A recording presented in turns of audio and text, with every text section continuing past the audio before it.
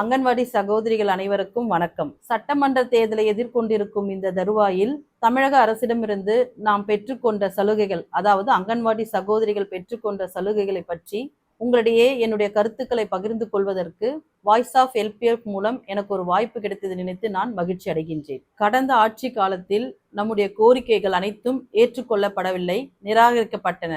ஆனால் தற்போதுள்ள ஆட்சியில் நம்முடைய கோரிக்கைகள் அனைத்தும் ஏற்றுக்கொள்ளப்பட்டுள்ளது.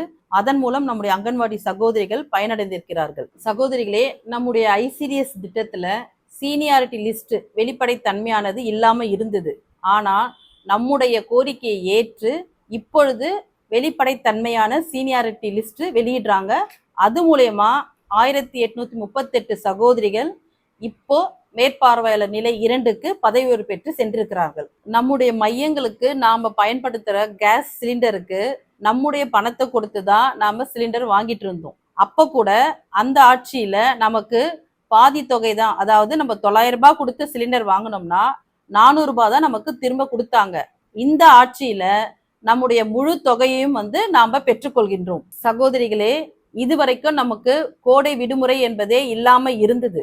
ஆனா இந்த ஆட்சி வந்த பிறகு 2023 இருந்து கோடை விடுமுறை அப்படின்றது நம்ம 15 நாள் அனுபவிச்சிருக்கோம். ஆனால் இந்த வருடம் 2026வது வருடம் நமக்கு முழு மாதமும் கோடை விடுமுறை அளிக்கப்பட்டுள்ளது. அதற்கான அரசு ஆணையும் வெளியிடப்பட்டுள்ளது. மினி அங்கன்வாடி பணியாளரா இருந்தவங்க மெயின் அங்கன்வாடி பணியாளரா பதவி உயர்வு பெற்று செல்லும் போது அவங்களுடைய பதவி காலத்தையும் நாம மெயின் அங்கன்வாடி பணியாளரா செல்லும் போது சேர்த்துக்கணும் அப்படின்ற அரசு ஆணையும் இப்பொழுது நமக்கு வெளியிடப்பட்டுள்ளது. அங்கன்வாடி பணியாளர்களை சிறப்பு காலமுறை ஊதியத்தின் கீழ் கொண்டு வந்தது இந்த திமுக ஆட்சியில தான். அதே போல பணி ஓய்வு பெறும் ஒவ்வொரு அங்கன்வாடி பணியாளர்களுக்கும் பணிக்கொடை 1 லட்சம் கொடுத்துட்டு இருந்தாங்க. அது இப்பொழுது 2 லட்சமாக உயர்த்தி வழங்க வேண்டும் என்று அரசாணையும் வெளியிடப்பட்டுள்ளது. ஓய்வு பெற்ற அங்கன்வாடி பணியாளர்களுக்கு இது நாள் வரை 2000 ரூபாய் பென்ஷன் கொடுத்துட்டு இருந்தாங்க. இப்போ 3400 ரூபாய் அப்படின்னு உயர்த்தி அரசு ஆணையும் வெளியிட்டு இருக்காங்க. பென்ஷன் வாங்குற அங்கன்வாடி பணியாளர்கள் இறந்துட்டா அவங்களுடைய ஈம சடங்கு நடத்துவதற்கு 20,000 ரூபாய் வழங்கப்படும் என்ற அரசு ஆணையும் வெளியிடப்பட்டுள்ளது. நம்முடைய அங்கன்வாடி மையங்கள்ல ஃபுட் சேஃப்டி சர்டிபிகேட் இது நாள் வரை நம்முடைய சொந்த பணத்துல நம்ம வாங்கிட்டு இருந்தோம். ஆனா இந்த அரசுக்கு நாம கோரிக்கை வைத்த உடனே இனிமேல் ஃபுட் சேஃப்டி சர்டிபிகேட்டை நீங்க வாங்க வேண்டாம், அதை அரசே ஏற்றுக்கொள்ளும் அப்படின்னு இதுவரை இப்போ நம்ம ஃபுட் சேஃப்டி சர்டிபிகேட்டை அரசே ஏற்றி நமக்கு வாங்கி கொடுத்துருக்காங்க. அதுவும் 5 வருடங்களுக்கு நமக்கு அது நீடித்து கொடுக்கப்பட்டுள்ளது. சகோதரிகளே, இது நாள் வரைக்கும் நம்முடைய மையத்திற்கு எந்த பொருள் வந்தாலும் அதை ஒரு இடத்துல இறக்கிடுவாங்க. நம்ம போய் நம்முடைய சொந்த செலவுல நம்ம மையத்துக்கு எடுத்துட்டு வந்துட்டு இருந்தோம். ஆனா நம்ம வச்ச கோரிக்கையை ஏற்று இப்ப பாத்தீங்கன்னா அந்தந்த மையத்துக்கே எல்லா பொருட்களும் இறங்கும்படியா நம்ம அரசு அதை நடவடிக்கை எடுத்திருக்கிறாங்க. கடந்த காலங்கள்ல பாத்தீங்கன்னா நம்முடைய மையத்துக்கு இபி பில் ஆகட்டும், ரெண்ட் ஆகட்டும், எல்லாமே நம்முடைய சொந்த பணத்துல இருந்து நம்ம கொடுத்துட்டு இருந்தோம்.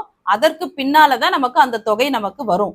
அது கூட பல மாதங்களுக்கு அப்புறமா தான் நம்ம அதை வாங்குவோம்.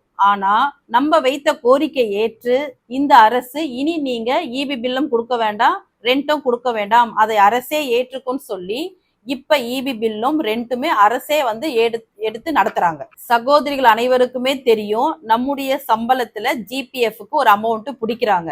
ஆனா இது நாள் வரை நம்ம அதுல லோன் எடுத்தது கிடையாது. நம்ம சொந்த செலவுக்காக என்ன பண்ணுவோம், வெளியில அதிக வட்டிக்கு வாங்கிட்டு இருந்தோம். ஆனா நாம வைத்த கோரிக்கையை ஏற்று இப்ப ஜிபிஎஃப்ல நம்ம லோன் எடுக்கக்கூடிய வசதி இருக்குது. இதுவும் நம்முடைய அரசு நமக்கு செய்து கொடுத்த ஒரு சலுகை. அங்கன்வாடி பணியாளர்களும் உதவியாளர்களும் இன்னும் அதிகப்படியான சலுகைகள் பெற வேண்டி இருக்கிறது.